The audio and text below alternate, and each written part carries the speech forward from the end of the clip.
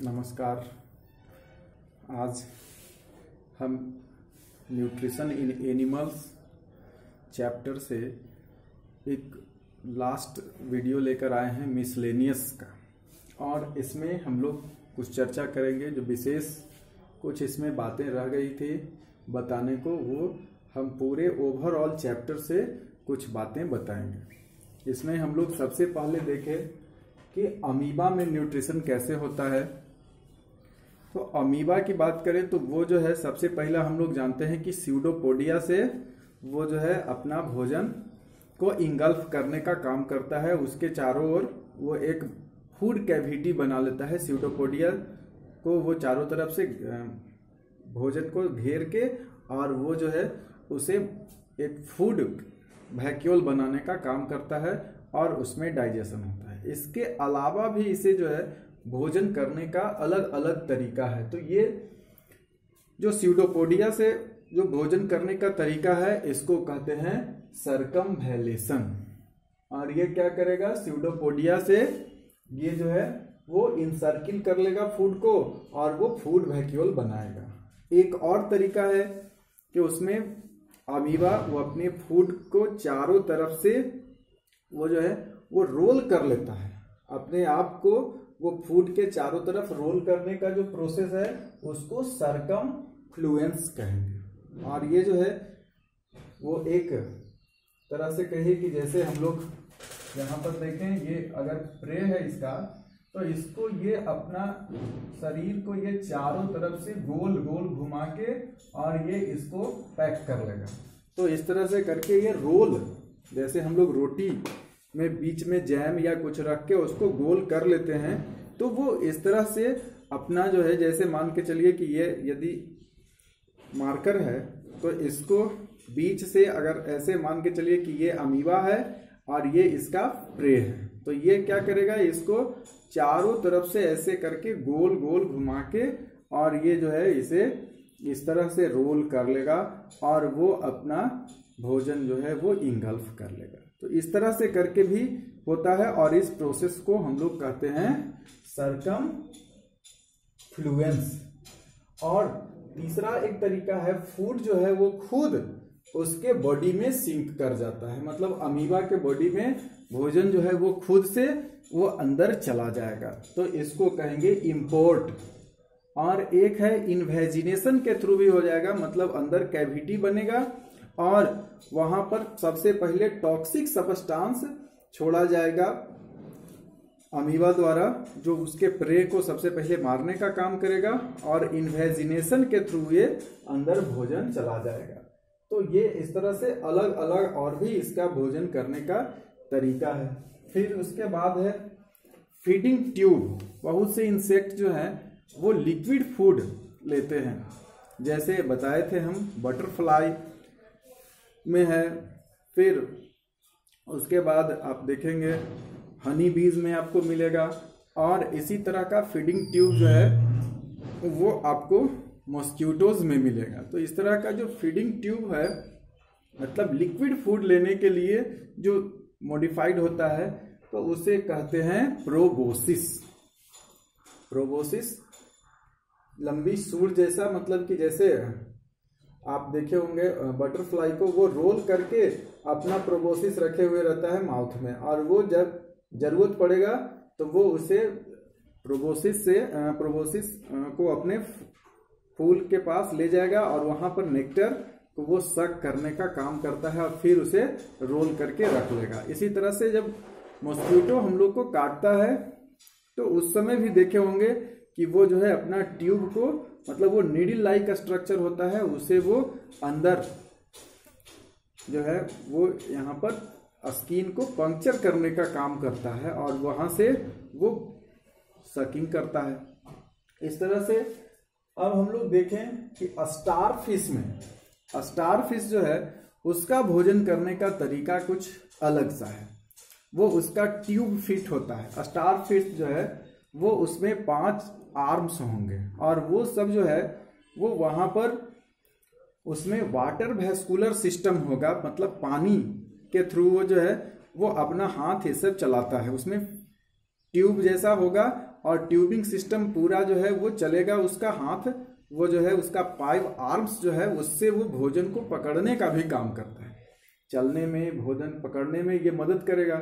जब वो भोजन पकड़ेगा तो उसके बीच में माउथ होता है और वो क्या करेगा कि माउथ से वो नहीं पकड़ेगा। सबसे पहले मतलब वो जो है भोजन को लाएगा, हाथ से उसका आर्म जो है वो पकड़ के लाया और उसके अंदर से उसका जो है वो बाहर निकल जाएगा स्टोमक। स्टारफिश का जो है stomach comes out of its mouth, उसके मुंह से जो है स्टोमक बाहर निकल जाएगा और क्या करेगा, इनसर्किल द ट्रैप्ड प्रे, और वो जो शिकार पकड़ाया है उसे वो जो है इनसर्किल कर लेगा, मतलब उसको वो पकड़ लेगा और फिर then it folds again inside the body to digest it.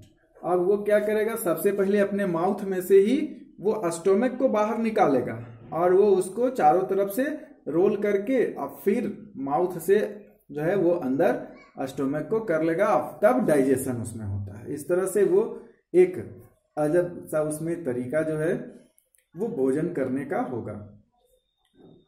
मतलब कि हमें मुंह से भोजन करना है लेकिन स्टोमक को बाहर निकाल के और उसमें बंद करके फिर स्टोमक को अंदर कर लिए। इस तरह का वो तरीका स्टारफिश अपनाता है। और हम लोग अब बात करें अपने मुंह की, तो इसमें जो है हमारे माउथ में there are 3 types of glands.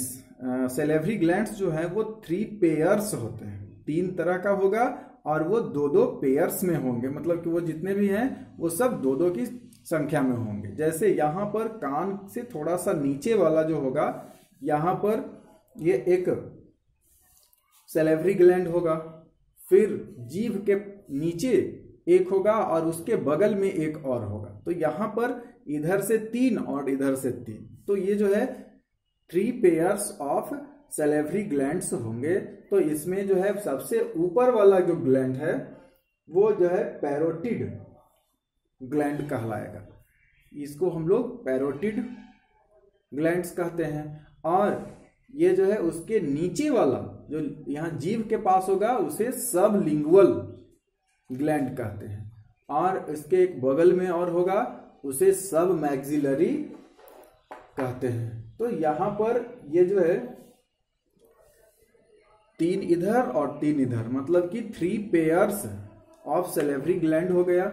और इसके बारे में हम लोग जाने थे कि सेलेवरी ग्लैंड से सलाइवा का सेक्रेशन होता है, उसमें वाटर, म्यूकस एंड इंजाइम्स पाए जाते हैं, और वो जो है सेलेवरी एमाइलेज इंजाइम्स होता है जो कार्बोहाइड्रेट का पाचन करने में मदद करता है।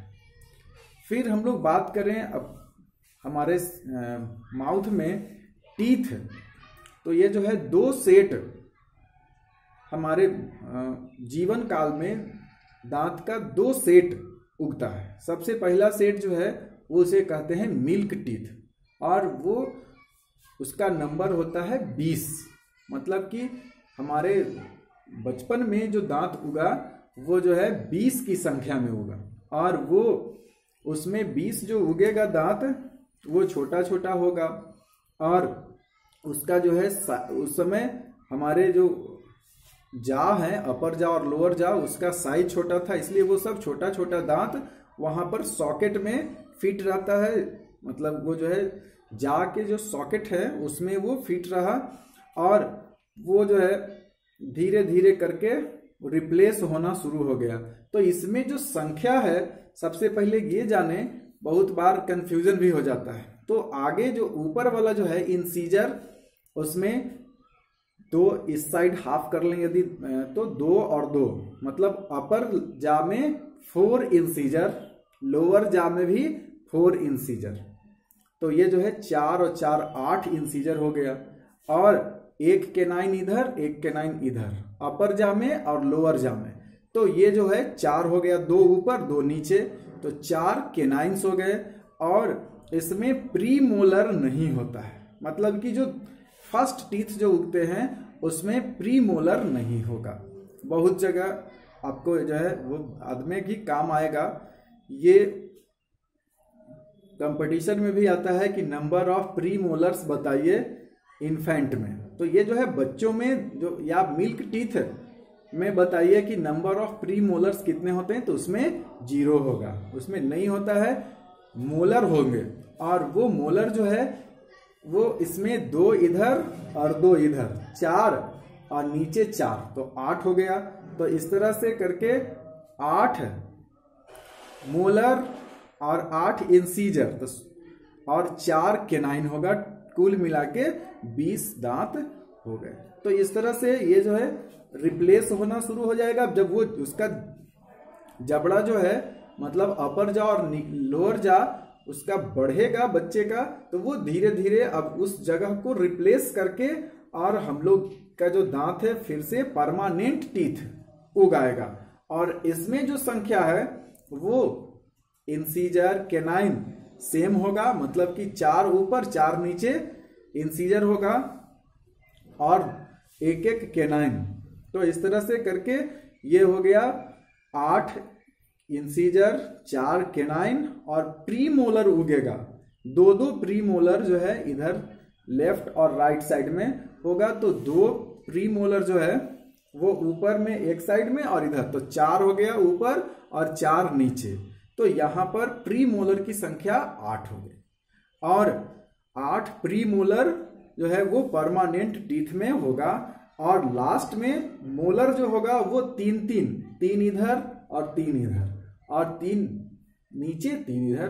तो इसमें जो अपर और लोअर जा में हो गया तो 6 मोलर अपर जा में और 6 मोलर लोअर जा में। तो यहां पर मिलके ये हो गया 12 मोलर हो गया। तो मतलब नंबर ऑफ टीथ इसमें हो गया।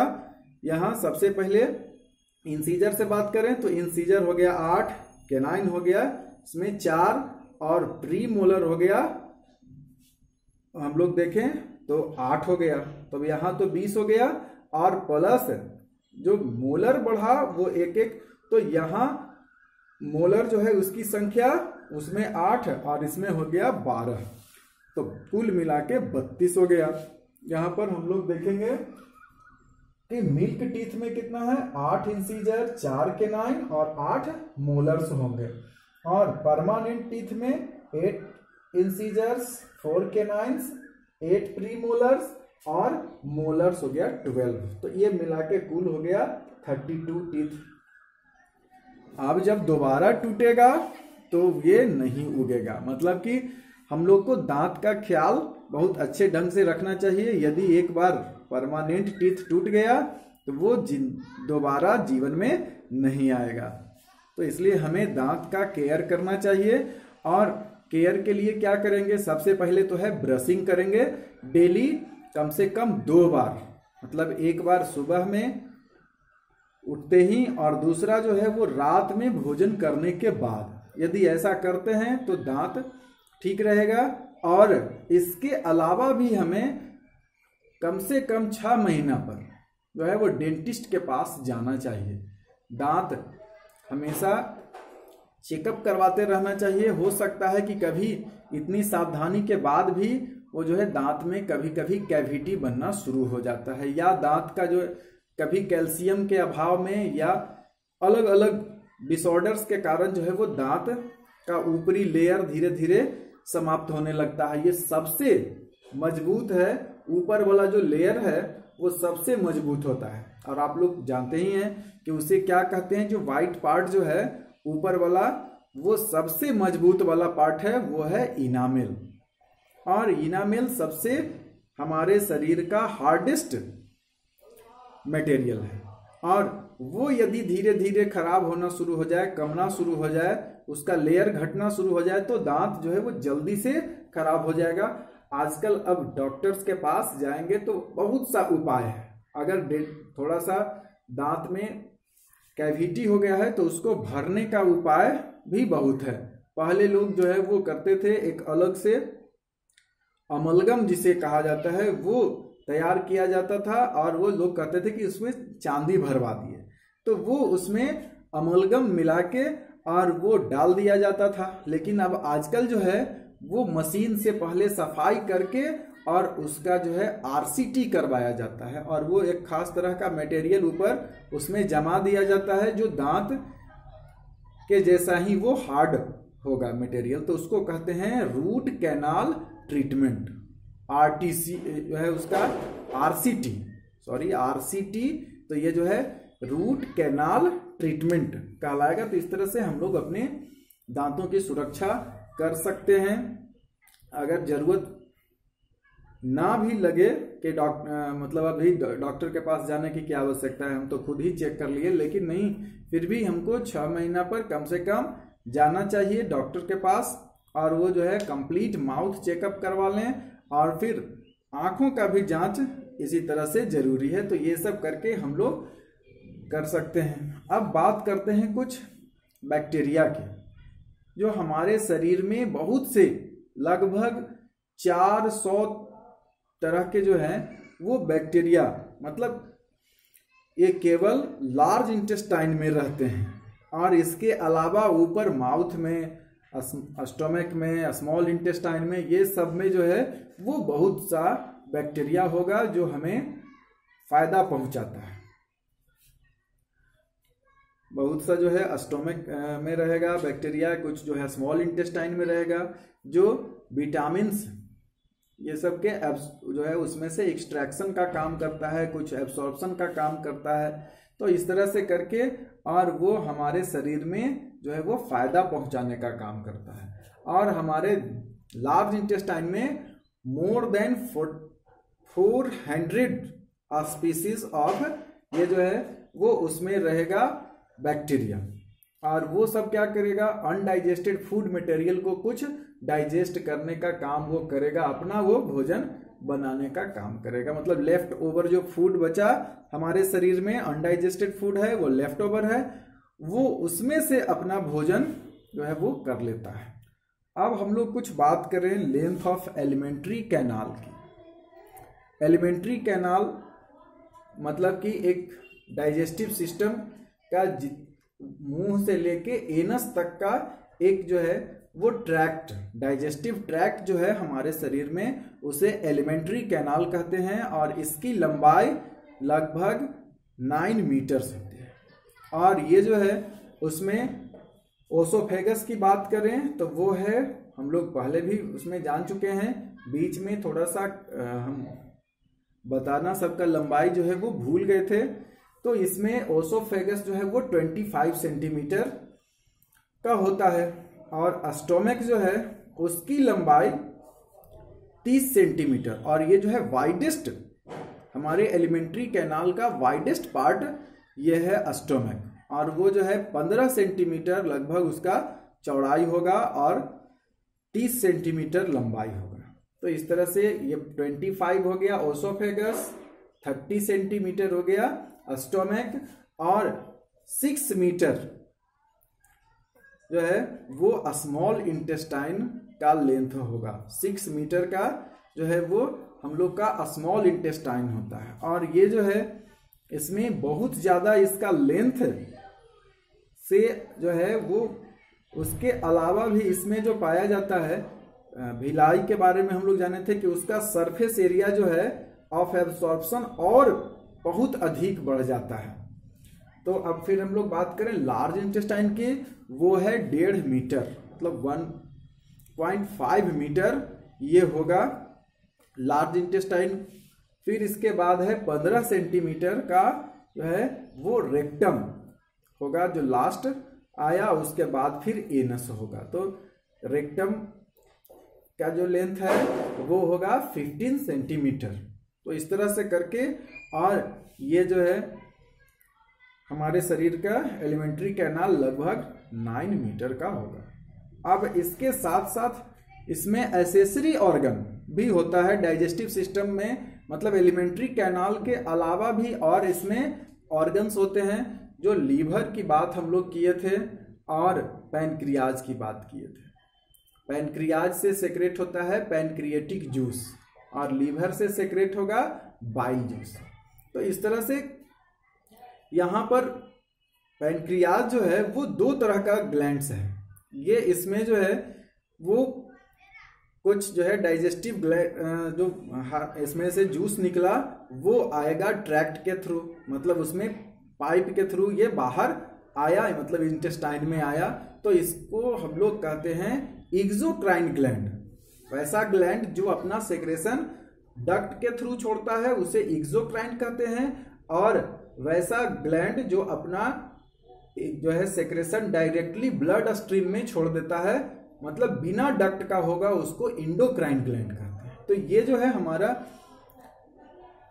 पैनक्रियाज वो दोनों टाइप का है, मतलब कि ये एक्सोक्राइन और इंडोक्राइन दोनों टाइप का है, मतलब कि इधर जो है कुछ अपना सेक्रेशन डायरेक्टली ब्लड स्ट्रीम में भी छोड़ने का काम करता है। तो ये कौन सा सेक्रेशन बाहर निकालेगा ब्लड स्ट्रीम के थ्रू? इसमें होगा दो तरह का हार्मोन, और वो जो है इसमें इंसुलिन एंड ग्लूकागोन।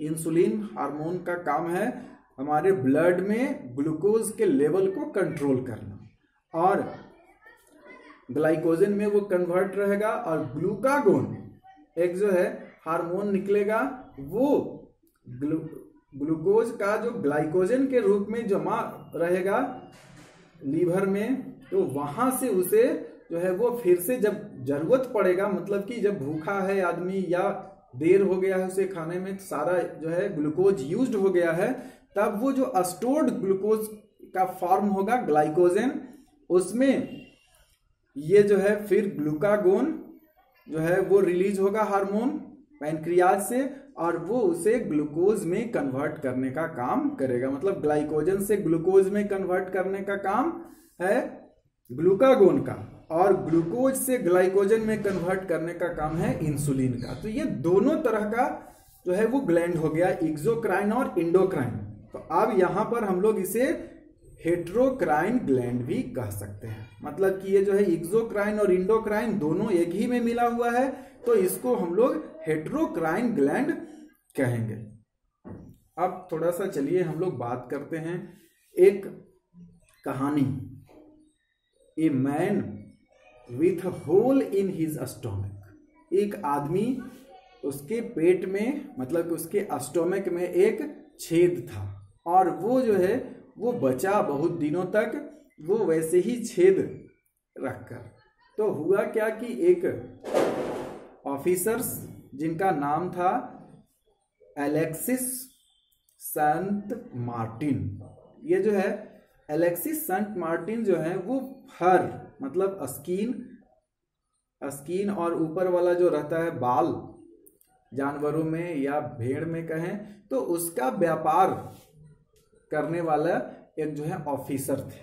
तो इसमें कभी गलती से या जो कहिए उन्हें एक बार एक्सीडेंटली उन्हें गन शॉट लगा, मतलब कि बहुत ही नजदीक से 1 मीटर से भी कम दूरी से उन्हें किसी ने बंदूक से गोली चलाई, और वो जो है पेट में उनका लग गया। अब वहां पर गोली चलने से जो है उनका अंदर जो गोली घुसा उससे उन्हें रिब्स में जो है वो फ्रैक्चर हो गया, फिर लंग्स को इफेक्टेड किया, साथ साथ उनका जो डायफ्राम था वो थोड़ा सा डैमेज हुआ, और फिर स्टोमक भी डैमेज हो गया। तो वो जो है उन्हें लाया गया डॉक्टर के पास। तो एक डॉक्टर थे विलियम बियोमाउंट, उन्होंने उनका इलाज किया।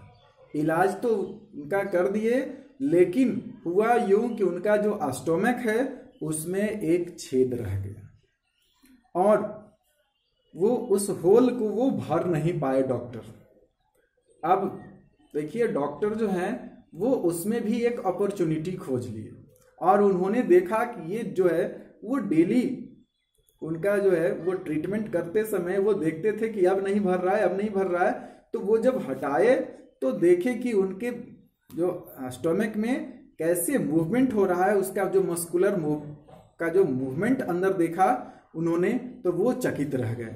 और फिर धीरे धीरे उन्होंने अलग अलग एक्सपेरिमेंट करना शुरू कर दिया कि जब वो खाली पेट रहता है तब क्या हो रहा है, जब वो कुछ खा लेता है तब कैसे उसमें से सेक्रेशन होना शुरू हो जाता है, हाइड्रोक्लोरिक एसिड, म्यूकस, और वो इंजाइम्स जो प्रोटीन का पाचन करने वाला काम करता है, मतलब पेप्सिन, तो ये सब का जो है वो कैसे उसमें सेक्रेशन हो रहा है, ये सब का उन्होंने एक लाइव एक्सपेरिमेंट किया। मतलब फर्स्ट टाइम जो है वो स्टोमक के फंक्शन के बारे में जो है वो दुनिया को पता चला, वो जो है विलियम बियोमॉन्ट के द्वारा। मतलब डॉक्टर थे वो, और वो जो है बहुत सा उससे एक्सपेरिमेंट शुरू कर दिए और बात जो है वो दुनिया के सामने रखे। बहुत से वैज्ञानिक भी आए और वो जो है मतलब साइंटिस्ट जो इससे रिलेटेड हैं, बायोलॉजिस्ट